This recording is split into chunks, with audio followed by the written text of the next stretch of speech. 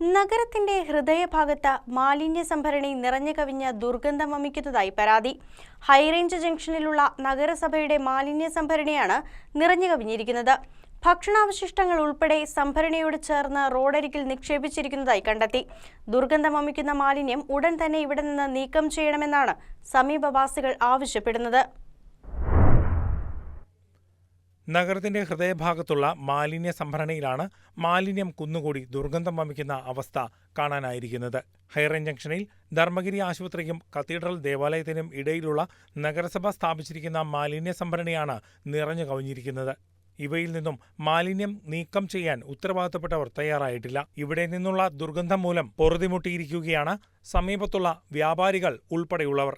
ജൈവ അജൈവ മാലിന്യങ്ങൾ വേർതിരിക്കാതെയാണ് ഇതിനുള്ളിൽ കൊണ്ടുവന്ന് നിക്ഷേപിച്ചിരിക്കുന്നത്. നഗരസഭാ പരിധിക്ക് പുറമേ നിന്നുള്ളവരും ഇവിടങ്ങളിൽ മാലിന്യം കൊണ്ടുവന്ന് നിക്ഷേപിക്കാറുള്ളതായി സമീപത്തുള്ള ഓട്ടോറിക്ഷ തൊഴിലാളികൾ പറയുന്നു. നൂറുകണക്കിന് ആളുകൾ ദിവസേന എത്തുന്ന നഗരത്തിലെ പ്രധാന ആശുപത്രിക്ക് തൊട്ടുമുൻപിലുള്ള അവസ്ഥയാണ് ഇക്കാണുന്നത്.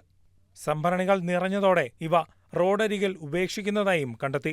ഭക്ഷണാവശിഷ്ടങ്ങൾ പോളിത്തീൻ കൂടുകളിൽ പൊതിഞ്ഞാണ് നിക്ഷേപിക്കുന്നത്. ഇക്കാരണം കൊണ്ടുതന്നെ ഇവ വേർതിരിക്കുന്നതും ഇനി സാധ്യമല്ല. തൊട്ടടുത്തു തന്നെയുള്ള ഓട്ടോ സ്റ്റാൻഡിലെ ഓട്ടോറിക്ഷ തൊഴിലാളികൾ ഇവിടെ നിന്നും വമിക്കുന്ന ദുർഗന്ധം മൂലം പൊറുതിമുട്ടിയിരിക്കുകയാണ്. എന്നാൽ ഈ വിഷയം സംബന്ധിച്ച് അധികൃതർക്ക് വിവരം നൽകിയെങ്കിലും മുനിസിപ്പൽ അധികൃതരുടെ ഭാഗത്തുനിന്നും യാതൊരു നടപടിയും ഉണ്ടായിട്ടില്ല.